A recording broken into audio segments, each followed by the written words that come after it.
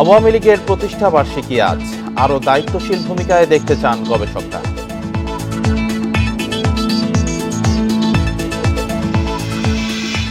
Rail সংযোগ বাড়ানো সহ দিল্লির সঙ্গে 10 সমঝোতা। তিস্তার পানি ইস্যুতে আসছে কারিগরি দল।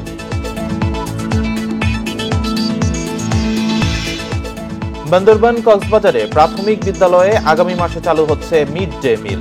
ধাপে ধাপে দেয়া হবে সব বিদ্যালয়ে।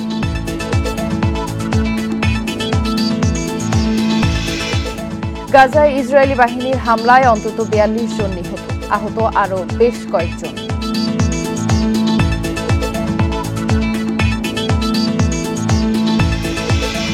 বড় টার্গেটে টপ অর্ডারে টেম্পারমেন্টে ঘাটতি দেখছেন সাকিব। আত্মবিশ্বাসের ঘাটতিতে পিছিয়ে পড়েছে বাংলাদেশ।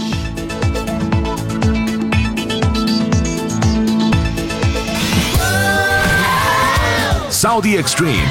Enjoy smooth speed.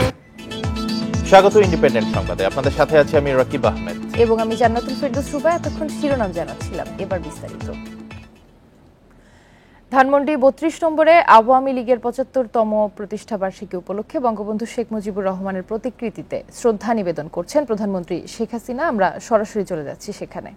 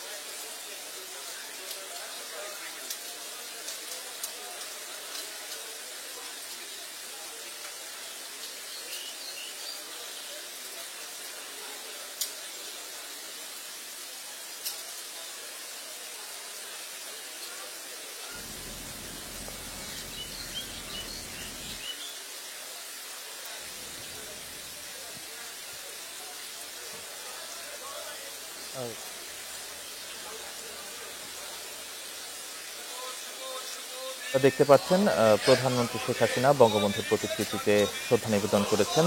আজ শুধু বাংলাদেশেরই না, বরং উপমহাদেশের অন্যতম প্রাচীন একটি দল আওয়ামী লীগের প্রতিষ্ঠাবার্ষিকী। 1949 সালের 23শে জুন ঢাকার রোজ গার্ডেনে জন্ম হয় দলটির। আজ 75তম প্রতিষ্ঠাবার্ষিকী। 75-এর পথ চলায় অনেক অর্জন এবং অনেক ব্যর্থতা রয়েছে দলটির। তো দেশের কল্যাণে আসলে দায়িত্বশীল ভূমিকা রাখবে আওয়ামী লীগ, এই কামনাই করি আমরা সবাই।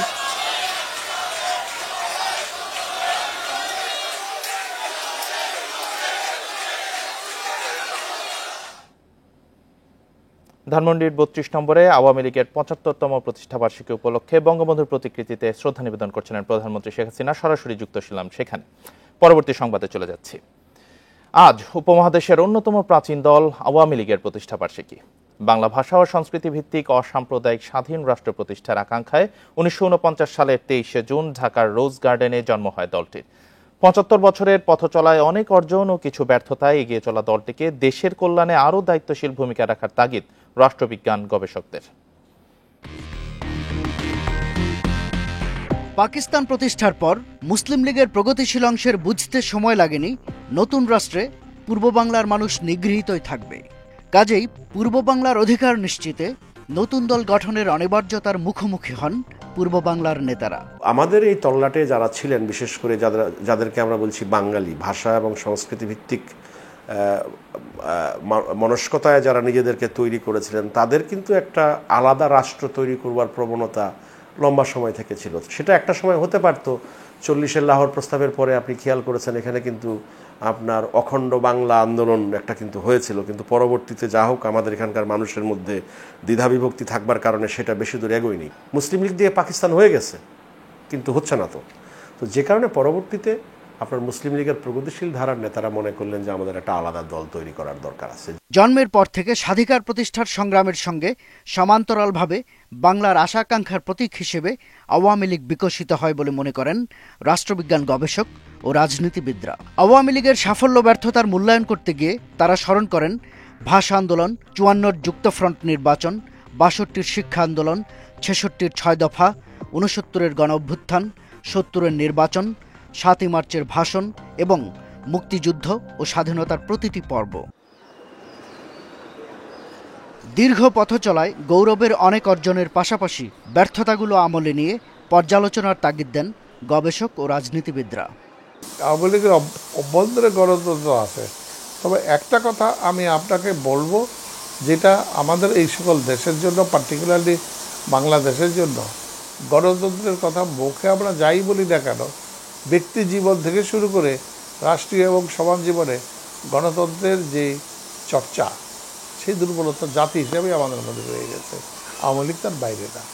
দেশের অবকাঠামোগত উন্নয়নের পাশাপাশি দুর্নীতি দমন, সুষম রাজনৈতিক পরিবেশ ও জবাবদিহি প্রতিষ্ঠায় নজর দেওয়ার তাগিদ দেন গবেষকেরা।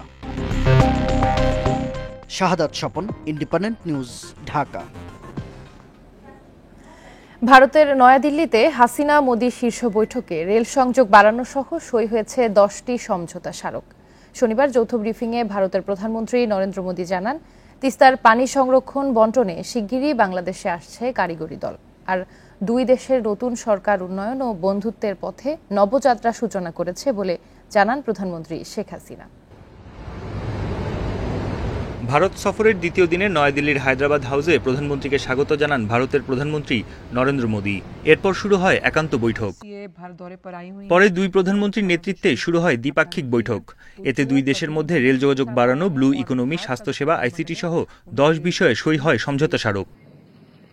দ্বিপাক্ষিক এ বৈঠক শেষে যৌথ ব্রিফিংয়ে আসেন প্রধানমন্ত্রী নরেন্দ্র মোদি ও প্রধানমন্ত্রী শেখ হাসিনা। নিজ বক্তব্যে রেল যোগাযোগ উন্নয়ন ও রুপিতে বাণিজ্যের কথা সামনে এনে বাংলাদেশের উন্নয়নে সহযোগিতা অব্যাহত রাখার কথা জানান নরেন্দ্র মোদি। দেন অমীমাংসিত ইস্যুগুলোতে দ্রুত সমাধানের আশ্বাস। 54 साझा नदियां भारत और बांग्लादेश को जोड़ती हैं। 54 নদী বাংলাদেশ ও ভারতকে এক করেছে। বন্যা ব্যবস্থাপনা, পূর্বাভাস, সতর্কতা, সুপেয় পানির প্রকল্পের ওপর আমরা গুরুত্ব দিচ্ছি। 1996 সালের গঙ্গা চুক্তি নবায়নের জন্য কারিগরি বিষয়ে কথা বলার জন্য সিদ্ধান্ত নেওয়া হয়েছে। এছাড়া তিস্তার পানি সংরক্ষণ বন্টনেও শিগগিরই একটি কারিগরি দল বাংলাদেশে যাচ্ছে।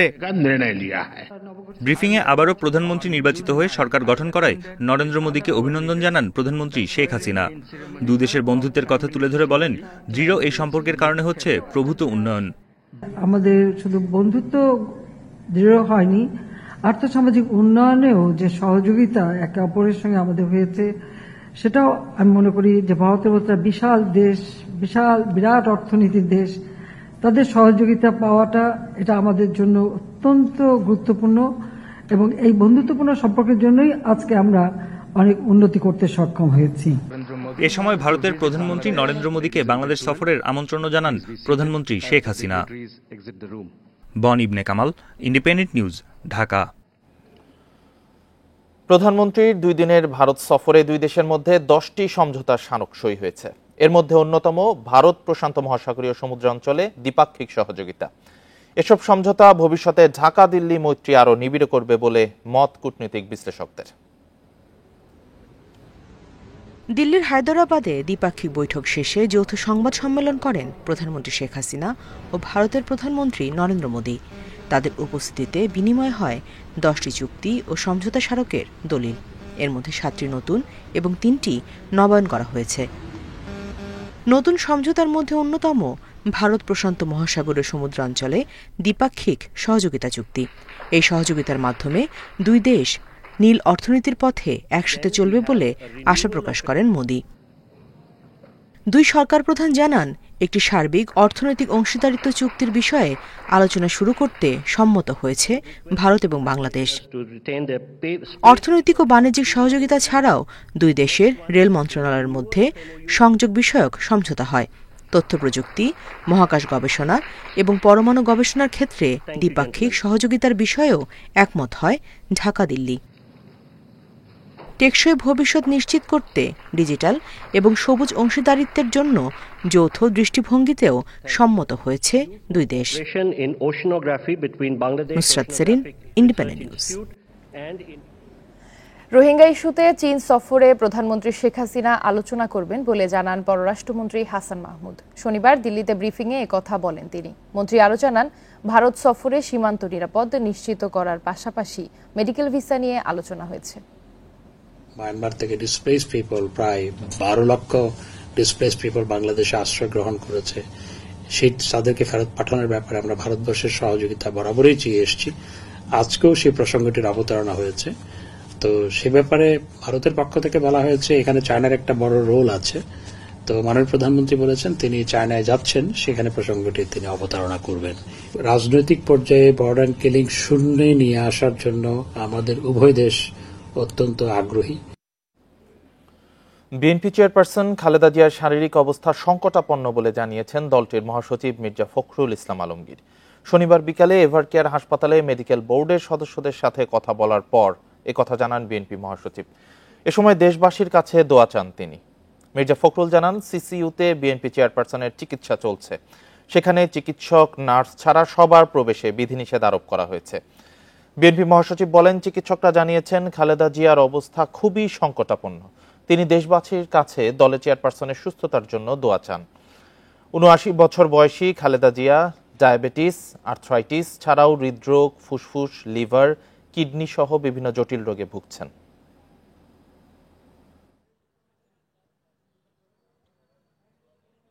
যারা চিকিৎসকদের সাথে কথা বলে যেটা জানতে পেরেছি যে তার অবস্থা বেশ ক্রিটিক্যাল।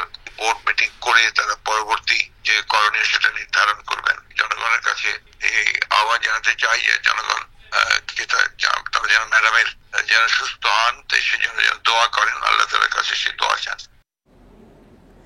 বিএনপি চেয়ারপারসন খালেদা জিয়ার সুস্থতা কামনায় আজ ঢাকা সহ সব মহানগর, জেলা সদরে দোয়া মাহফিল করবে বিএনপি।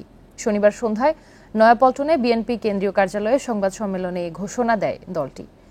এ সময় বিএনপির সিনিয়র যুগ্ম মহাসচিব রুহুল কবির রিজভী অভিযোগ করেন, সরকারের চক্রান্ত ব্যক্তি প্রতিহিংসার শিকার হয়ে মৃত্যুর সাথে পাঞ্জা লড়ছেন খালেদা জিয়া।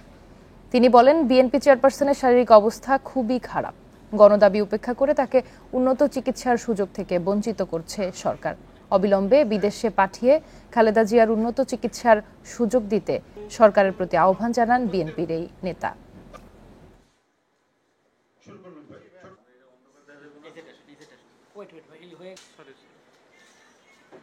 ধানমন্ডির ৩২ নম্বরে বঙ্গবন্ধু শেখ মুজিবুর রহমানের প্রতিকৃতিতে শ্রদ্ধা নিবেদনের পর দলের সাধারণ সম্পাদক ওবায়দুল কাদের বক্তব্য রাখছেন। সরাসরি চলে যাচ্ছি সেখানে। ছিল না, বঙ্গবন্ধু ছিলেন নিষিদ্ধ নয়, এবং জয় বাংলা মুক্তিযুদ্ধের রণধ্বনি ছিল নিষিদ্ধ না। তখন বুক ফুলিয়ে ঘুরে বেড়াতো মুক্তিযুদ্ধের পরাজিত জিয়াউর রহমানের আশ্রয় এবং প্রশ্রয়। এরপর কারাগারে 4 নেতার হত্যাকাণ্ড, 75-এ 15ই আগস্টের মতো 3রা নভেম্বরের হত্যাকাণ্ডেরও মাস্টার মাইন্ড ছিলেন সেনাপতি জিয়াউর রহমান। এটা ইতিহাসের যদি আমরা বিশ্লেষণে যাই, সত্যকে যদি সত্য বলতে হয় তাহলে এই সত্য অস্বীকার করার কোনো উপায় নেই। জিয়ার পরে এরশাদের পর বেগম খালেদা জিয়া 21 বছর ধরে আমরা অন্ধকারে ছিলাম। 21 বছর ধরে আমাদের গণতন্ত্র ছিল নির্বাসনে। আমাদের মুক্তিযুদ্ধের চেতনাকে নির্বাসনে পাঠানো হয়েছিল।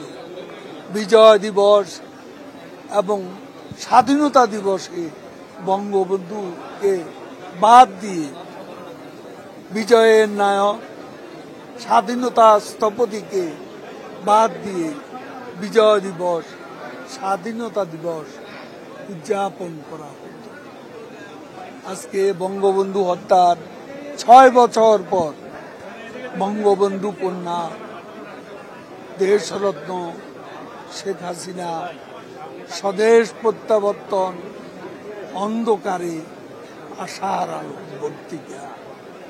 এবং শেখ হাসিনা বাংলাদেশে এসেছিলেন বলেই গণতন্ত্র শৃঙ্খল মুক্ত হয়েছে। শেখ হাসিনা বাংলাদেশে ফিরে এসেছিলেন বলে যুদ্ধাপরাধীদের বিচার হয়েছিল, বঙ্গবন্ধু হত্যার বিচার হয়েছিল। শেখ হাসিনা ফিরে এসেছিলেন বলে মুক্তিযুদ্ধের চেতনার প্রত্যাবর্তন ঘটেছে, গণতন্ত্রের প্রত্যাবর্তন ঘটেছিল। তার স্বদেশ প্রত্যাবর্তন ছিল আমাদের সেই স্বাধীনতার আদর্শের প্রত্যাবর্তন। এবং তিনি যে অর্জন, যেই অর্জন সারা পৃথিবীতে বাংলাদেশের জন্য এক গৌরবোজ্জ্বল অধ্যায় তিনি রচনা করেছেন। এত সাফল্য, নিজস্ব অর্থায়নে পদ্মা সেতু নির্মাণ করে আজকে তিনি বিশ্ব ব্যাংকে দেখিয়ে দিয়েছেন আমরাও পারি। আওয়ামী লীগের সাধারণ সম্পাদক ওবায়দুল কাদেরের বক্তব্য শুনছিলেন। নেত্রকোনায় নদ নদীর পানি কমতে শুরু করায় বন্যা কবলিত এলাকা থেকে পানি নামছে ধীরে ধীরে। এ নিয়ে আরো জানাতে নেত্রকোনা থেকে যুক্ত হচ্ছেন সহকর্মী লাভলু পাল চৌধুরী। লাভলু, নদ নদীর পানি কমার খবর পাওয়া যাচ্ছে, সেক্ষেত্রে পরিস্থিতি কতটা উন্নতির দিকে যাচ্ছে?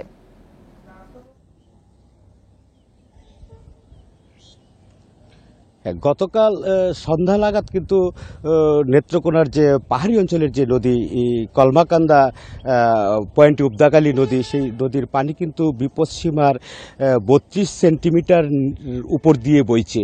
সেটি কিন্তু গত পরশুদিন নাগাদ কিন্তু সর্বোচ্চ 51 সেন্টিমিটার উপর দিয়ে বইছিল। এই যে পানিটা কমার কারণে যে বন্যা কবলিত যে কলমাকান্দা উপজেলা রয়েছে, সেখানকার যে অপেক্ষাকৃত উঁচু জায়গাগুলো থেকে কিন্তু আসলে ধীরে ধীরে পানি নামছে। আমরা কিন্তু দেখেছি যে সেখানে পানি নামলেও কিন্তু সেখানকার যে বন্যা কবলিত মানুষের দুর্ভোগ কিন্তু কমেনি।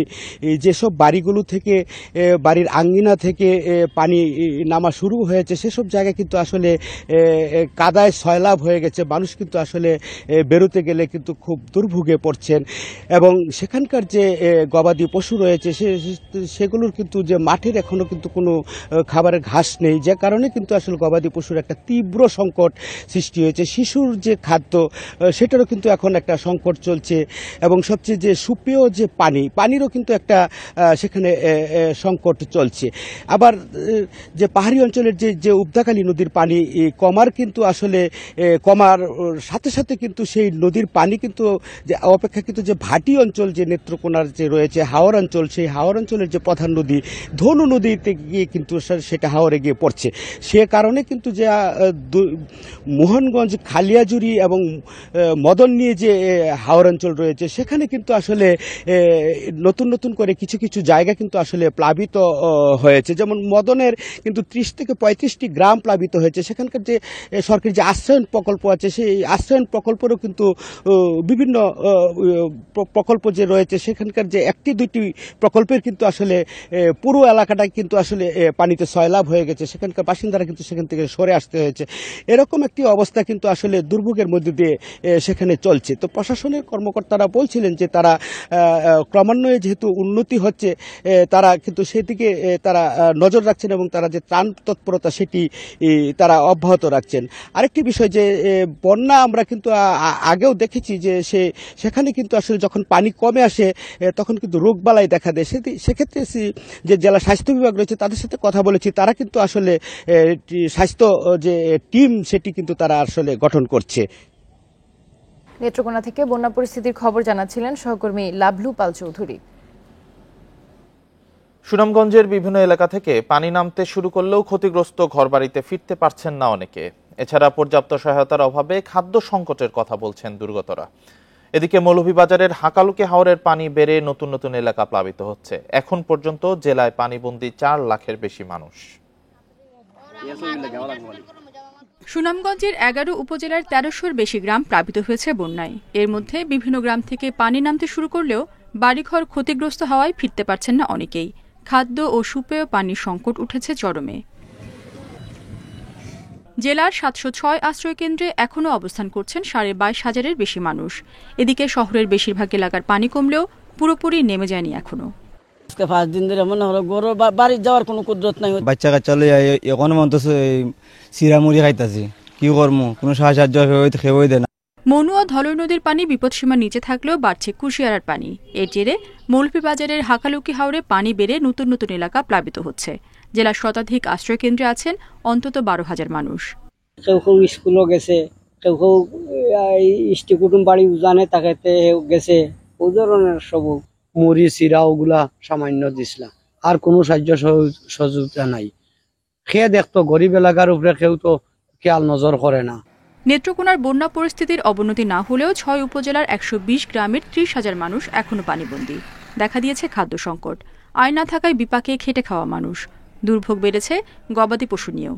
3 দিন ধরে হানি আইছে, জানা গুরু বছর তো আটকা গলে জানা রাস্তা ডুবে গেছে, পানি কমর পানি হয়, আমরা বাড়িতে কেমন লাগে, আমরা এই সমস্যার মধ্যে আছি। জেলা প্রশাসনের পক্ষ থেকে পর্যাপ্ত ত্রাণ থাকার কথা বলা হলেও এখনও বেশিরভাগ এলাকায় পৌঁছায়নি সহায়তা। রেশমি নন্দী, ইন্ডিপেন্ডেন্ট নিউজ। বন্যা পরিস্থিতির আরো খবর জানাতে মৌলভীবাজার থেকে যুক্ত হয়েছেন তুহিনুর রশিদ। তুহিন, মৌলভীবাজারে গতকালও নতুন নতুন এলাকা প্লাবিত হওয়ার খবর পাওয়া গেছে, আজকের পরিস্থিতি কেমন দেখছেন?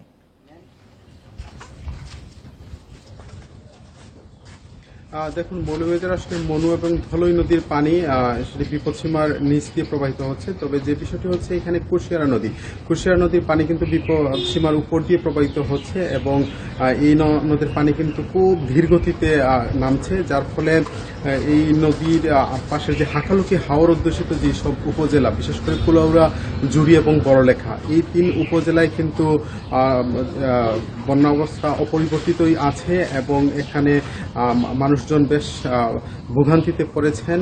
এই 3 উপজেলার যে 3 শতাধিক গ্রাম কিন্তু প্লাবিত হয়ে আছে এবং এই কুলাউড়া এবং জুড়ি এই 2 উপজেলা সদরেও কিন্তু পানি উঠে গেছে এবং এখানে কিন্তু হাকালুকি হাওর পাড়ের যেসব গ্রাম রয়েছে সেই গ্রামগুলিতে কিন্তু বাড়িঘর একদম ডুবে গেছে এবং রাস্তাঘাট কিন্তু বিচ্ছিন্ন হয়ে পড়েছে এবং মৌলভীবাজার যে কুলাউড়া জুড়ি যে আঞ্চলিক মহাসড়ক, সেই সড়কের স্থানে স্থানে কিন্তু বন্যার পানিতে তলিয়ে আছে এবং সব থেকে আমরা খোঁজ নিয়েছিলাম, বিশেষ করে এই 3 উপজেলার যে মানুষজন তারা কিন্তু দুর্ভোগে রয়েছেন এবং বন্যার পানি কিন্তু খুব ধীর গতিতে নামছে। আজকেও কিন্তু আমরা যতদূর এখানে দেখেছি এবং খোঁজ নিয়েছি যে আসলে এই বন্যার পানি কিন্তু নামছে না এবং বিশেষ করে যে এই হাকালুকি হাওর পাড়ের যে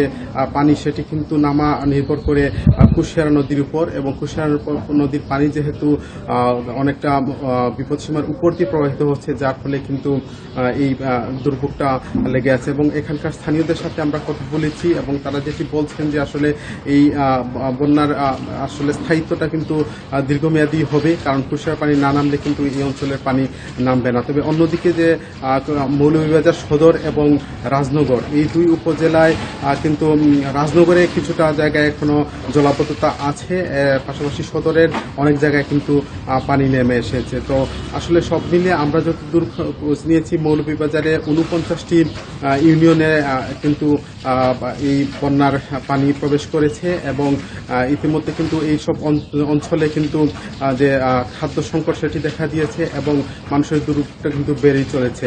পাশাপাশি স্বাস্থ্য ঝুঁকি যেটি সেটি কিন্তু বেড়েছে, পানিবাহিত নানান রোগে কিন্তু এখানকার বানবাসী মানুষজন আক্রান্ত হচ্ছেন। তো আমরা জেলা প্রশাসনের তরফ থেকে কিন্তু জেনেছি যে তারা ইতিমধ্যে 815 মেট্রিক টন চাল বরাদ্দ দিয়েছেন এবং সেগুলি বিতরণ কার্যক্রম চলছে। তবে স্থানীয়রা অর্থাৎ হাওড় অঞ্চলের মানুষজন তারা কিন্তু এই পর্যাপ্ত ত্রাণ না পাওয়ার অভিযোগ করেছেন। তারা বলেছেন যে তাদের বাড়িঘরে কিন্তু এখন পর্যন্ত ত্রাণের সামগ্রী পৌঁছায়নি। তো সব মিলিয়ে মৌলভীবাজারে আসলে বন্যার অবস্থা অপরিবর্তিতই আছে সেটি বলা চলে। বন্যা পরিস্থিতির সর্বশেষ খবর মৌলভীবাজার থেকে জানাচ্ছিলেন আগামী মাস থেকে প্রাথমিক বিদ্যালয়ের শিক্ষার্থীদের টিফিনে রুটি, দুধ, কলা, ডিম দেয়া হবে।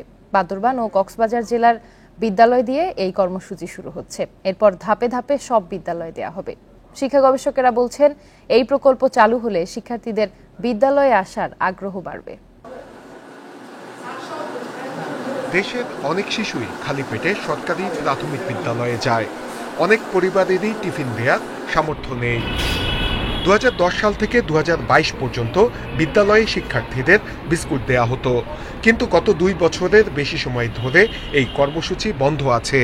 শিক্ষকরা বলছেন, অনেক শিক্ষার্থী পেটে ক্ষুধা থাকায় ক্লাসে মনোযোগ দিতে পারছে না।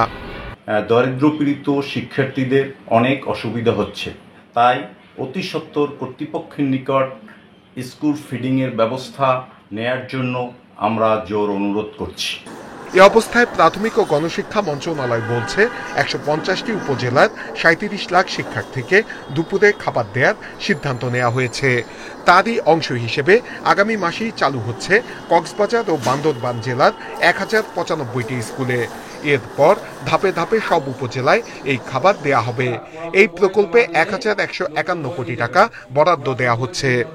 বনরুটি, তারপর ডিম, কলা এবং স্থানীয় যে সিজনাল অন্যান্য ফ্রুটস আছে সেগুলো পাবে এবং এটা একটা নতুন মডালিটিতে এটা পরিচালিত হবে। ধাপে ধাপে আমরা পর্যায়ক্রমে সকল উপজেলায় এগুলি গিয়ে সম্প্রসারণ করার জন্য আমরা চেষ্টা করব।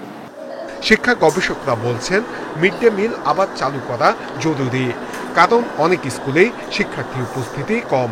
এটি চালু হলে ঝরে পড়ার হার কমে যাবে। বাচ্চারা এখানেই টিফিনটা করবে। সকালে যে বাচ্চাগুলো ছিল সেই সব বাচ্চাদের সংখ্যা টিফিনের পর সামনে আগে যে বাচ্চা ছিল টিফিনের পরে বাচ্চার সংখ্যা কমে গেছে। কমে যাওয়ার কারণ হচ্ছে ওই যে সে টিফিনে গেছে সে আর আসে না।